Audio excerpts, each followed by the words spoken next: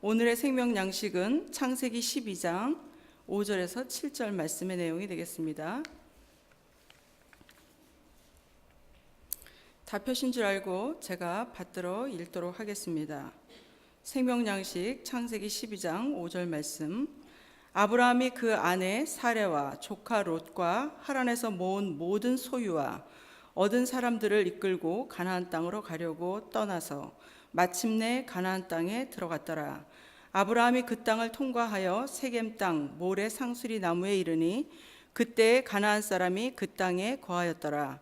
여호와께서 아브라함에게 나타나 가라사대 내가 이 땅을 내 자손에게 주리라 하신지라. 그가 자기에게 나타나신 여호와를 위하여 그곳에 단을 쌓고 이는 하나님의 말씀이니라. 아멘. 오늘 은혜 받으실 말씀의 제목은요, 아브라함과 세겜이라는 제목으로 함께 은혜 받으시겠습니다.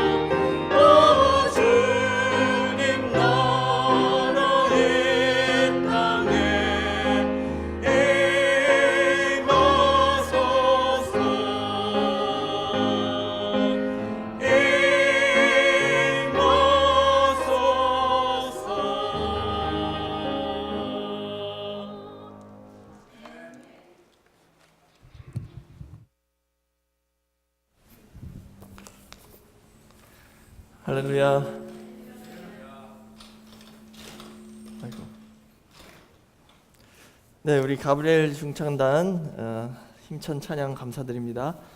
오늘 부르신 찬양처럼 우리 늘푸른 교회 부흥의 역사가 시작될 줄 믿습니다. 오늘 저는 이 창세기 12장 5절에서 7절 말씀을 통해서 아브라함과 세겜이란 제목으로 은혜를 나누도록 하겠습니다. 저희가 이제 구속사 시리즈 10권 그 아브라함의 일생 노정에 대해서 공부하고 있는데요. 이제 지난주에는 갈대아 우르에서 하란까지 가는 그 과정을 공부했고요. 오늘은 이제 하란에서 하나님께서 명령하셔서 가나안 땅 들어와서 처음 도착한 곳이 세겜이죠. 근데 오늘은 세겜만이 아니라 세겜부터 베델과 아이 사이, 그 다음에 애굽, 그리고 다시 베델과 아이 사이로 이렇게 돌아왔죠. 이 전체 과정을 한번 공부해보는 시간이 되겠습니다. 그래서 우선 지도를 하나 그려보면은요, 아브라함이 간 그 노정이 지금 이게 이렇게 지중해,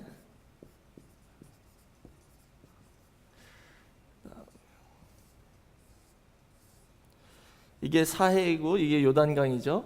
그럼 하란이 이쯤에 있습니다. 하란에서 이렇게 내려와서 요단강을 건너서 이렇게 가나안 땅으로 들어왔죠.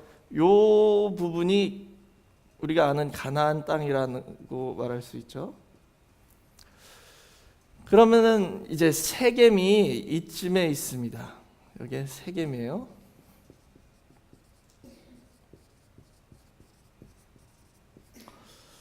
여기서 이렇게 세겜을 거쳐서 베델과 아이 사이로 지나갔죠. 그러니까는 요게 베델이고, 그다음에 베델이요. 그다음에 요게 아이입니다. 아이. 세겜에서 베델과 아이 사이로 지나서 남방으로 계속 내려가다가 이곳에 기근이 왔다고 나와 있어요. 그래서 기근이 심해서 애굽으로 내려갔습니다. 여기 애굽이 있죠.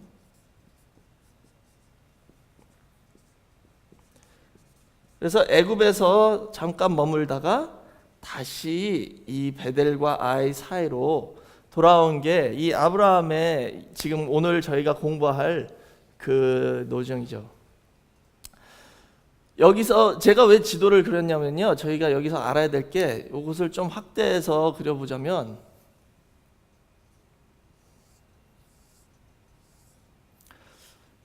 세겜이 여기 있죠.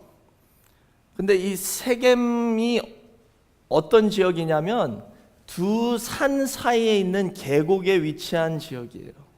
그래서 이 세겜이란 단어의 뜻은 어깨라는 뜻이에요. 어깨. 영어로 shoulder죠. 왜냐면요, 여기에 에발산이 있고요, 여기에는 그리심산이 있습니다. 이게 에발산, 그리고 이게 그리심산이에요.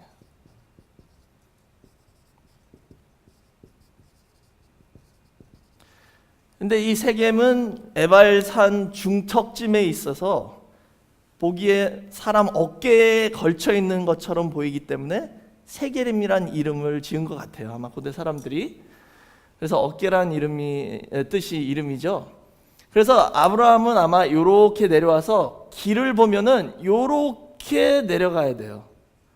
그리심산과 에발산 사이에 그 계곡에 이 길이 여기 하나밖에 없어요. 그래서 이 세겜이라는 도시가 아주 중요한 곳입니다. 그 길목에 딱 있기 때문에 모든 사람들이 거기를 통과해야 되기 때문에 아주 전략적으로도 그렇고 상업적으로도 중요한 도시죠.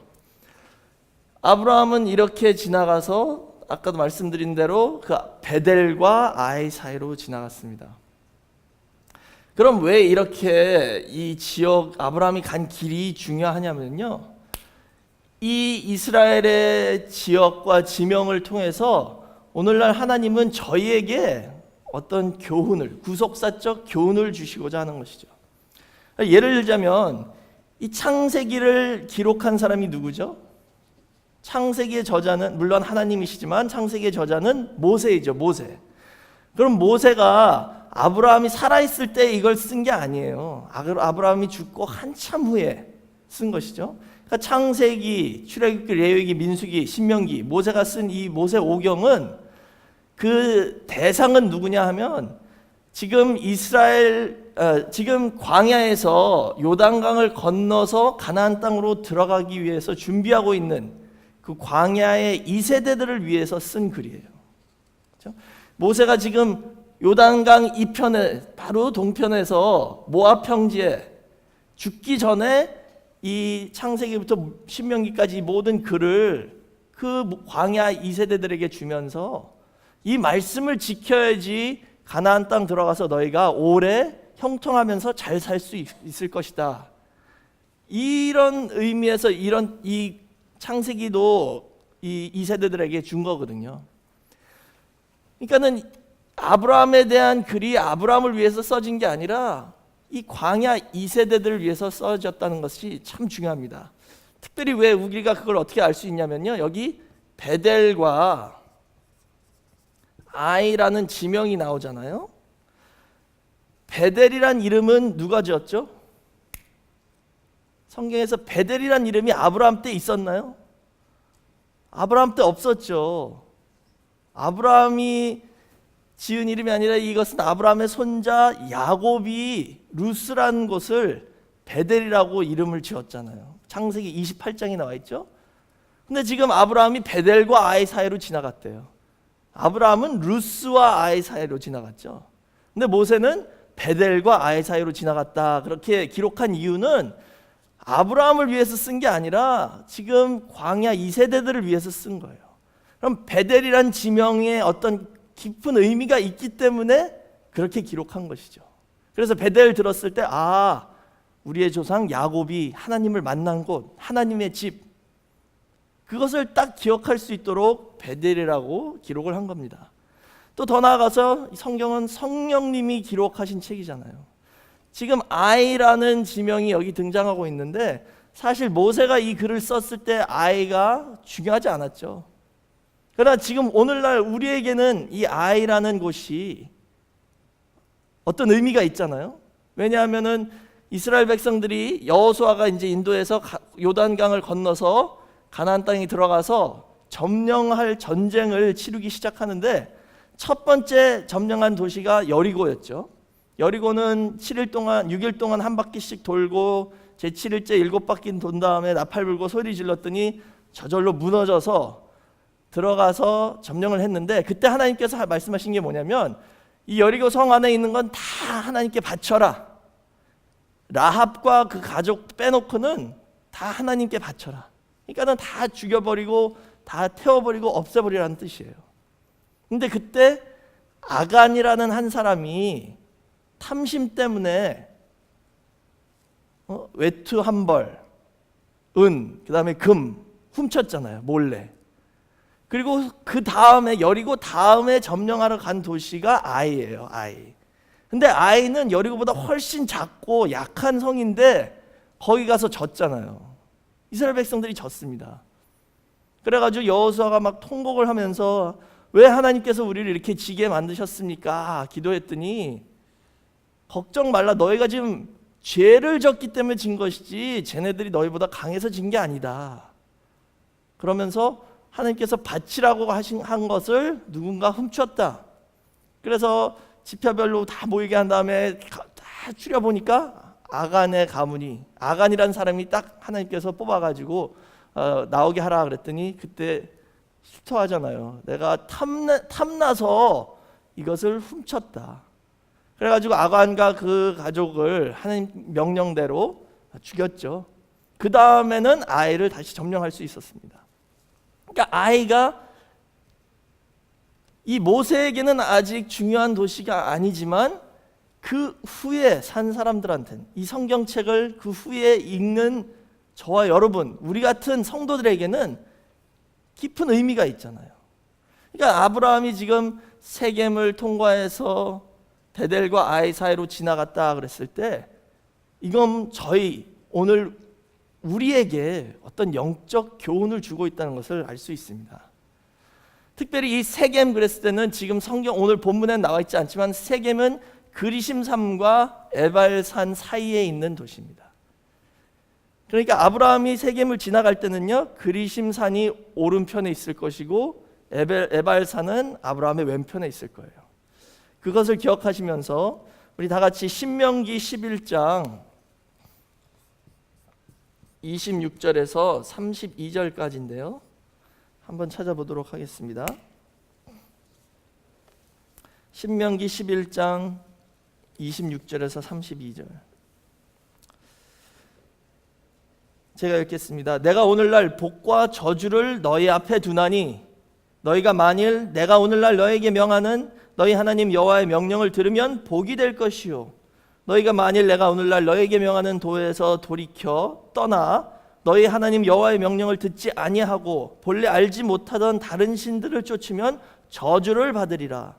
네 하나님 여호와께서 내가 가서 얻을 땅으로 너를 인도하여 들이실 때에 너는 그리심산에 축복을 선포하고 에발산에서 저주를 선포하라. 이 두 산은 요단강 저편 곧 해지는 편으로 가는 길 뒤 길갈 맞은편 모래 상수리 나무 곁의 아라바에 거하는 가나안 족속의 땅이 있지 아니하냐. 너희가 요단을 건너 너희 하나님 여호와께서 너희에게 주시는 땅에 들어가서 얻으려 하나니 반드시 그것을 얻어 거기 거할지라. 내가 오늘날 너희 앞에 베푸는 모든 규례와 법도를 너희는 지켜 행할지니라. 여기 보시면 가나안 땅에 들어갔을 때 그리심산에는 축복을 선포하고 에발산에는 저주를 선포하라 그랬어요.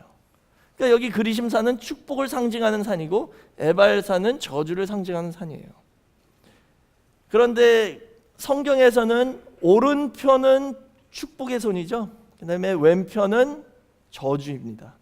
그래서 마태복음 25장 33절에서 34절 그리고 41절 보시면 그 예수님이 비유로 양과 염소를 나눌 때 양은 오른편으로 염소는 왼편으로 그렇게 가게 했죠. 그래서 오른편은 구원을 받는 자들이고 왼편은 구원을 받지 못하는 자들이다. 그러니까 오른편은 축복의 손입니다. 그러니까 아브라함이 이렇게 세겜으로 지나갔을 때 그리심산은 오른편에 있었고 에발산은 왼편에 있었던 거예요. 근데 나중에 하나님이 모세를 통해서 그리심산은 축복을 상징하게 하고 에발산은 저주를 상징하게 하라. 왜 이렇게 하셨냐 하면은 지금 이 이스라엘 백성들에게 너희 앞에 항상 축복과 저주가 놓여 있다는 것을 보여주고 있습니다. 그러니까 너희가 올바로 선택을 해야지 축복을 받는 것이고 그렇지 못하면 저주가 임할 수도 있다라는 그런 경고의 말씀이죠. 지금 이 이스라엘 이 모세의 대상 그 광야의 2세대들은 어떤 사람들이냐면요. 지금 광야에서 항상 구름 기둥과 불 기둥이 인도하는 그 길에 항상 따라만 다니던 사람들이에요. 또 언약궤가 3일길 앞서가서 진칠 곳을 다 찾아주셨죠. 그냥 따라가기만 하던 40년 동안 그렇게 살아온 거예요. 그런데 이제 가나안 땅 들어가서는 그렇게 하나님의 임재의 상징인 이런 가시적인 눈에 보이는 그 임재의 상징이 없습니다. 구름 기둥, 불 기둥은 요단강 건너기 전까지만 있었던 거예요. 또 언약궤도 이제는 기브온 산당에, 그 다음에 실로에 그냥 안치해 놓았잖아요. 그 성막 안에. 항상 그 앞에서 그들을 인도하는 게 아니죠. 이제는 가나안 땅 들어와서 하나님께서 다 분배해 주신 그 기업으로 받은 땅에서 자기가 살면서 집 짓고 농사 짓고 살게 되는 거죠. 40년 동안 광야에서는 그냥 하라는 대로 따라만 하다가 이제는 내가 스스로 기도하고 응답받아서 선택하고 갈 길을 가야 되는 거예요. 그런 상황이 있기 때문에 이런 경고의 말씀을 주시는 거죠. 너희 앞에 복과 저주가 있으니까 잘 선택하면서 잘 기도하면서 말씀만 따라서 살아라. 예전 광야 때하고 틀리다 이거예요. 예를 들자면 예수님의 제자들도 그랬잖아요. 3년 동안 예수님 계속 따라다니기만 했어요. 예수님이 하라는 대로만 하고 시키는 대로만 하고 이렇게 하라 그러면 그렇게 하고 그러다가 예수님이 승천하신 후에 성령 받기 전에는 두려워서 숨어 있었잖아요. 이제 어떻게 해야 되지 내가? 그런 모르는 상황에서 성령이 오시기 전에는 두려웠던 거죠. 이 광야 2세대도 똑같습니다. 내 눈앞에 보이는 하나님의 임재의 상징이 없어진 거예요. 이제 그렇기 때문에 이제는 말씀만 의지하고 너희가 스스로 네 신앙으로 이 인생을 헤쳐나가야 된다. 그러니까 잘 선택해라. 그것을 보여주시기 위해서 야, 그림사는 축복이고 에발사는 저주야. 이렇게 있는 것처럼 너희 앞에 이게 항상 있으니까 잘 선택해. 이걸 말씀하시는 거죠. 자, 우리 다 같이 이사야 30장 20절에서 21절 말씀 찾아보도록 하겠습니다. 이사야 30장 20절에서 21절 제가 읽겠습니다. 이사야 30장 20절에서 21절. 주께서 너에게 환난의 떡과 고생의 물을 주시나 내 스승은 다시 숨기지 아니하시리니 내 눈이 내 스승을 볼 것이며 너희가 우편으로 치우치든지 좌편으로 치우치든지 내 뒤에서 말소리가 내 귀에 들려 이르기를 이것이 정론이 너희는 이리로 행하라 할 것이며. 그랬죠? 우리 스승이 이제 눈에 안 보였는데요. 스승님이 가셨어. 눈에 안 보여요. 예를 들자면 내 앞에 있던 구름기둥 그것만 보고 따라갔었는데 이제 안 보인다는 거예요. 그러나 이제는 다시 숨기지 않고 내 눈에 네 스승이 보일 것이다 그랬죠. 제 생각에 이것은 영적으로 믿음의 눈으로 볼 수 있다라는 의미입니다. 왜냐하면 21절에 내 뒤에서 이 귀에 말소리가 들릴 거야 돼요. 내 스승이 보인다 그러면서 그 다음에 내 뒤에서 네 귀에 말소리가 들릴 것이다. 네가 잘못 가면 야, 이 길로 가. 이게 옳은 길이야. 이 음성을 들려주신다는 것이죠. 그러니까 이제는 내 앞에 바로 육신의 육안으로 보이지는 않으시지만 지금 내 뒤에서 우리 뒤에서 말씀으로 인도해 주신다는 것을 이 성경에서 말씀하고 있습니다. 그렇기 때문에 이제 이 광야 2세대들이 가나안 땅 안에 들어가서는 이런 믿음으로 살아야 된다는 것을 모세가 가르쳐주고 있는 것이죠. 그래서 세겜을 아브라함의 이 일생 노정을 통해서 너희도 이제 축복과 저주가 이렇게 있으니까 이 말씀만 의지하고 가라는 것이죠. 눈에 보이는 걸 의지하지 말고 하나님 말씀만 의지하고 살아야 된다라는 것을 보여주고 있습니다. 그 다음에 이제 베델과 아이 사이로 갔죠. 역시 여기도 그리심과 에발 같이 축복과 저주가 있습니다. 베델은 복이고 아이는 저주예요. 베델이라는 뜻은 뭐죠? 하나님의 집이란 뜻이죠. 베델의 이름이. 베델은 하나님의 집이란 뜻입니다. 창세기 28장 보시면 야곱이 도망가다가 루스란 곳에 가서 잠들었잖아요. 근데 꿈을 꿨더니 하늘과 땅을 이으는 사닥다리가 있는데 그 사닥다리 위에 하나님이 나타나셔서 야곱을 부르셨잖아요. 그래가지고 야곱이 그때 와, 이게 하나님이 계신 여기가 하나님의 집이구나 라는 것을 깨닫고 하나님 앞에 서원 기도를 하잖아요. 제 가는 길을 하나님께서 인도해 주시고 무사히 돌아오게 해주시면 제가 11조를 바치고 하나님을 나의 하나님으로 삼고 이렇게 평생 충성하겠다 서원을 했어요. 그곳이 바로 베델입니다. 야곱이 하나님 만난 곳이에요. 근데 아이는 아까도 말씀드렸죠. 이스라엘 백성들이 그 아간 한 사람의 탐심 때문에, 그렇죠? 탐심 때문에 저주받은 곳입니다. 그래서 이 아이라는 지명의 이름은 이 뜻은 뭐냐면요, 폐허의 덤이란 뜻이에요. 폐허의 덤이.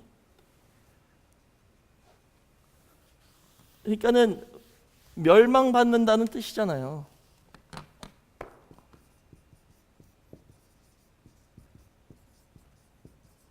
영어로는 heap of ruins죠. 그래서 아간은 여기서 진짜 이렇게 됐습니다. 이 아이는 아간이란 사람의 탐심 때문에 이스라엘 백성들이 이렇게 진 곳이죠. 여호수아 6장 17절에서 18절 보시면 거기서 하나님께서 반드시 모든 것을 다 하나님께 바치라 그랬는데 이 아간이 그것을 훔쳤죠. 도적질했습니다. 그 다음에 여호수아 7장 21절 보시면 자기가 고백하면서 아간이 말하는 게 이것을 보고 내가 탐내어서 취했다 그랬어요. 자기가 탐냈대요. 탐심이 있었다는 것이죠. 근데 저희가 많이 들어서 알지만 골로새서 3장 5절 말씀에 탐심은 분명히 우상이다. 탐심이 우상이다 라고 말씀하셨어요. 이 아간은 눈에 그것을 보고, 이 물건을 보고 그 눈에 보이는 것에 끌려서 그 탐심 때문에 죄를 졌죠. 그것 때문에 여기서 이스라엘 백성들이 망할 뻔했습니다. 그러니까는 베델과 아이 사이로 지나갔다 그랬을 때 이스라엘 백성들은 베델 야곱이 하나님이 야곱을 찾아와서 만나 주신 곳이다. 하나님의 집이다.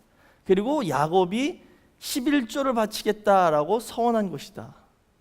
창세기 28장을 통해서 잘 알고 있잖아요. 근데 아이는 뭐예요? 탐심 때문에 아간이 하나님 것을 훔친 것이에요. 하나님께 바치라는 것을 훔친 것이죠. 정반대잖아요. 베델은 야곱이 11조를 서원한 것이고, 아이에서는 탐심 때문에 하나님 것을 아간이 훔친 것입니다. 그래서 여기서 이 두 도시가 주는 이스라엘 백성들에게, 그리고 저와 여러분에게 주는 교훈은 뭐냐 하면, 이 땅에 우리가 눈으로 보이는 것에 끌려 살면 하나님 앞에 죄를 짓게 된다는 것을 보여주고 있습니다. 그러고선 이제 아브라함은 베델과 아이 사이에서 남방으로 내려갔다 기근이 있어서 애굽으로 갔다가 다시 베델과 아이 사이로 와서 거기서 몇 년 동안 거했다라고 성경에 나와 있어요. 근데 두 번째 베델과 아이 사이에 왔을 때 어떤 일이 있었냐면, 이제 아브라함과 롯이 둘 다 거부가 됐어요. 부자가 됐죠. 그래서 그 양을 치는 사람들끼리 다툼이 일어났잖아요. 너무 양이 많으니까. 그래서 아브라함이 롯에게 제안을 하죠. 네가 좌로 하면 내가 우로 가고, 네가 우로 하면 내가 좌로 가겠다. 먼저 롯에게 선택권을 줬습니다. 근데 그때 롯은 어떻게 선택을 했냐? 창세기 13장 10절에서 13절 보시면, 이에 롯이 눈을 들어 요단들을 바라본즉 소알까지 온 땅에 물이 넉넉하니 여호와께서 소돔과 고모라를 멸하시기 전이었는 고로 여호와의 동산 같고 애굽 땅과 같았더라. 롯이 눈으로, 지금 육안으로 본 거예요. 내가 어느 땅을 택할까 봤더니 그 소돔과 고모라에 있는 그 요단들이 있는 땅이 롯의 눈에 보기에는 하나님의 동산, 마치 에덴 동산 같이, 그리고 애굽 같이 물이 넉넉한 풍요로운 그런 아름다운 곳으로 보였다는 것이죠. 그래서 그곳을 택해 가지고 글로 이사를 갔는데, 거기 13절 보시니까 소돔 사람은 악하여 여호와 앞에 큰 죄인이었더라라고 나와 있어요. 그런데 12절에는 뭐라고 나와 있어요? 아브라함은 가나안 땅에 거하였고, 하나님께서 약속하신 가나안 땅에 아브라함은 남아 있었다는 것이죠. 지금 베델과 아이 사이에 다시 한번 이런 나눠진 역사를 볼 수 있죠. 지금 롯은 아간같이 눈으로 보는 것에 끌려가지고 이사를 간 거예요. 육안으로 보기에 좋은 곳, 그곳으로 가서 살았습니다. 근데 거기는 알고 보니까 소돔이에요. 아주 악한 곳이었습니다. 앞으로 심판받을 곳이에요. 그러나 아브라함은 그런 눈으로 보는 거에 끌려간 게 아니라 하나님의 약속 말씀대로 가나안 안에 머물러서 남아 있었다라고 기록하고 있죠. 사랑하는 성도 여러분, 지금 아브라함의 일생은, 이 노정은 그리심산과 에벨산 사이로 지나갔고 베델과 아이 사이로 지나갔어요. 모세가 이렇게 기록한 것은 지금 이스라엘 백성들 보고, 너희가 가나안 땅에 들어가면 이렇게 축복과 저주가 너희 앞에 항상 놓여져 있을 것이고, 그것이 너희를 계속 유혹할 것이다. 그런데 그것을 선택을 잘못하면 저주가 되는 것이고, 말씀을 따라 선택하면 축복이 된다라는 것을 지금 경고하고 있습니다. 그때만이 아니라 오늘날 저희에게도 마찬가지죠. 저희 앞에 그리심산, 에벨산 이렇게 있지는 않지만 우리 삶 속에 항상 축복과 저주가 이렇게 놓여 있다는 것을 성경에서 가르쳐 주고 있습니다. 그랬을 때 우리는 어떻게 선택을 할 것인지, 아브라함 같이 믿음으로 선택할 것인지, 아니면 롯과 아간 같이 눈에 보이는 것에 끌려서 선택을 할 것인지, 이게 중요하다는 것이죠. 그래서 궁극적으로 이것은 무엇을 가르쳐 주냐 하면요, 에덴 동산까지 거슬러 올라갔을 때 아담과 하와 앞에도 이런 축복과 저주가 선택권이 있었다는 거예요. 생명나무와 선악과가 있었죠. 그런데 하나님께서는 이 선악과 절대 먹지 말라 그러셨는데, 뱀이 와서 꼬시니까 하와가 볼 때 보암직스럽고 먹음직스럽고 지혜롭게 할 만큼 탐스럽다 그랬죠. 그 눈에 끌려서 그것을 따 먹은 거잖아요. 근데 오늘날 저희에게도 똑같은 시험이 있다는 것을 요한 1서 2장 15절에서 17절에 기록하고 있습니다. 다 같이 한번 요한 1서 2장 15절에서 17절 찾아보도록 하겠습니다.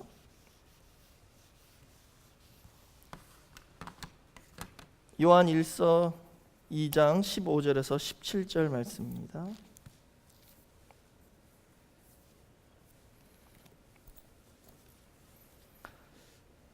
신약 성경 389페이지 요한 1서 2장 15절에서 17절 제가 읽겠습니다. 이 세상이나 세상에 있는 것들을 사랑치 말라. 누구든지 세상을 사랑하면 아버지의 사랑이 그 속에 있지 아니하니, 이는 세상에 있는 모든 것이 육신의 정욕과 안목의 정욕과 이생의 자랑이니 다 아버지께로 쫓아온 것이 아니요 세상으로 쫓아온 것이라. 이 세상도 그 정욕도 지나가되 오직 하나님의 뜻을 행하는 이는 영원히 거하느니라. 아멘. 여기 보시면 지금 세상을 세 가지로 묘사하고 있죠. 16절에 세상의 모든 것은 육신의 정욕과 안목의 정욕과 이생의 자랑이다 라고 그랬어요. 이 세 가지는 창세기 3장 6절에 하와가 뱀의 말을 들은 다음에 선악과를 봤을 때 이 세 가지를 봤다고 나와 있습니다. 하와가 선악과를 봤을 때 본 세 가지와 세상의 모든 것을 비유하는 세 가지가 비슷하다는 거예요.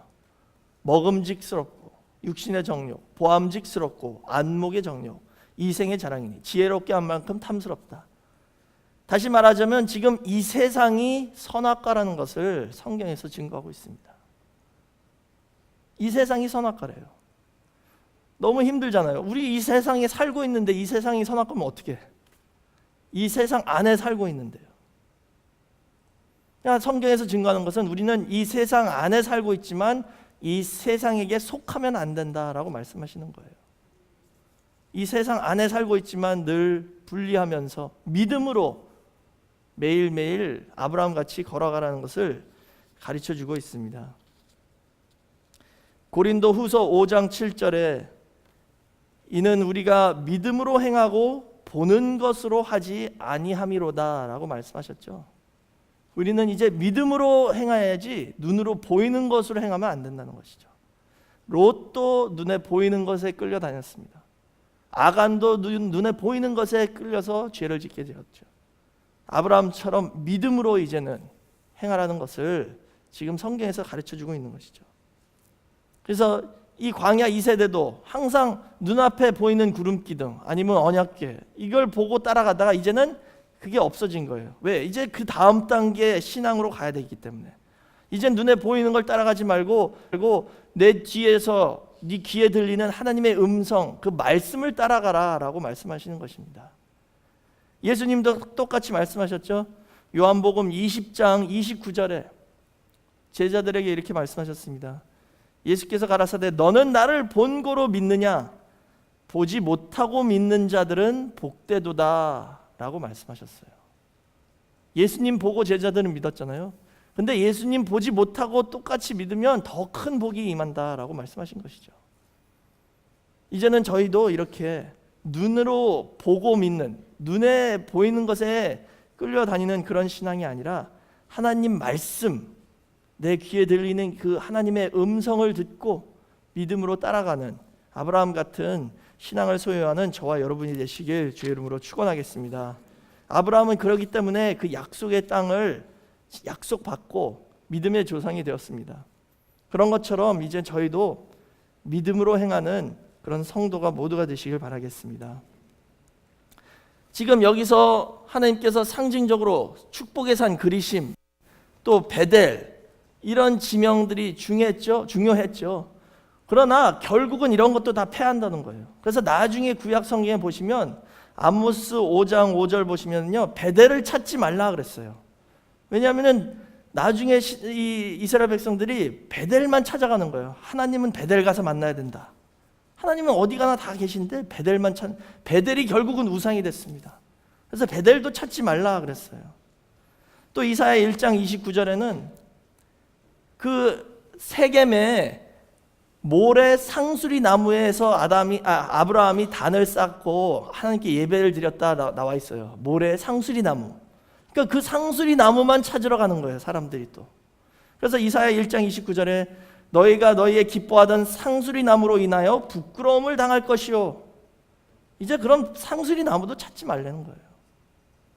그 다음에 이제 그리심산, 이 사마리아 사람들은 그리심산에서 예배드려야 된다 그랬어요. 예루살렘 사람들은 예루살렘에서 예배드려야 된다. 그러니까 요한복음 4장 19절 이하에 수가성 여인이 등장하잖아요. 그 야곱의 우물에서 예수님을 만나죠. 이 여자는 사마리아 사람입니다. 그러니까 예수님한테 물어보잖아요. 우리 조상은 그리심산에서 예배를 드려야 된다 하고 남유다 사람들은 예루살렘에서 예배 드려야 된다 그러는데 당신 보기는 선지자 같은데 뭐라고 어디서 예배 드려야 됩니까? 그러니까 예수님이 하신 말씀이 그리심산도 필요 없고 예루살렘도 필요 없다. 하나님은 영이시니 신령과 진정으로 예배드린 자가 참된 예배자다라고 말씀하셨습니다. 그러니까 결국은 이 보이는 것은 이거는 다 그냥 어떤 비유로 우리가 깨닫게 해주기 위해서 이런 지명을 통해서 지금 축복과 저주를 말씀하시지만 결국은 눈에 보이는 게 아니라 우리 앞에 이 축복과 저주는 항상 있다는 것이죠. 들리는 말씀만 붙잡고 이 성경 말씀만 붙잡고 믿음으로 행할 때 하나님께서 인도해 주시는 길로 따라가면 그것이 바로 축복의 길이라는 것을 믿으시기 바랍니다. 이제는 보이는 것으로 행하는 게 아니라 믿음으로 사는 아브라함 같은 우리 늘푸른교회 모든 성도가 되시길 주의 이름으로 축원하겠습니다. 기도하겠습니다. 사랑이 많으신 아버지 하나님 감사합니다. 저희에게 아브라함을 통하여 올바른 신앙의 길이 어떤 길인지 다시 한번 깨달을 수 있게 허락해 주심을 진심으로 감사드립니다. 그리심산과 에발산이 있었던 것처럼 또 베델과 아이 사이에 아브라함이 진을 치고 단을 쌓던 것처럼 저희 삶 속에는 항상 축복과 저주 이 선택이 저희 앞에 있고 사단 마귀는 저희를 올바른 길로 가지 못하게 하도록 늘 유혹하고 있습니다. 아버지, 그러나 이사야서에서 말씀하신 것처럼 저희 뒤에서 하나님 말씀으로 성령님이 음성을 들려주셔서 인도하여 주시어 하나님께서 원하시는 정도를 걸을 수 있도록 인도하여 주시고 아브라함같이 믿음으로 행하는 우리 늘푸른교회 모든 성도가 될 수 있도록 인도하여 주시옵소서. 그래서 매일매일 저에게 한 발걸음 디딜 때마다 하나님의 말씀을 붙잡고 나가는 아브라함 같은 신앙이 되어서 아브라함에게 약속하신 모든 축복이 우리 늘푸른교회 모든 가정 위에 임하는 복된 한 해가 될 수 있게 허락하여 주시옵소서. 저에게 주신 모든 은혜와 축복에 감사하여 이 시간 헌금을 드립니다. 바치는 손손길 기억하여 주시고 하늘 문을 열어 천천만만배로 갚아주시는 복된 역사 허락하여 주시옵소서. 이 헌금이 쓰이는 곳마다 하나님의 영광을 위하여 쓰임될 수 있도록 허락하여 주시옵소서. 모든 것을 감사드리며 예수님의 이름으로 기도드렸사옵나이다. 아멘. 하나님께 영광 드리겠습니다.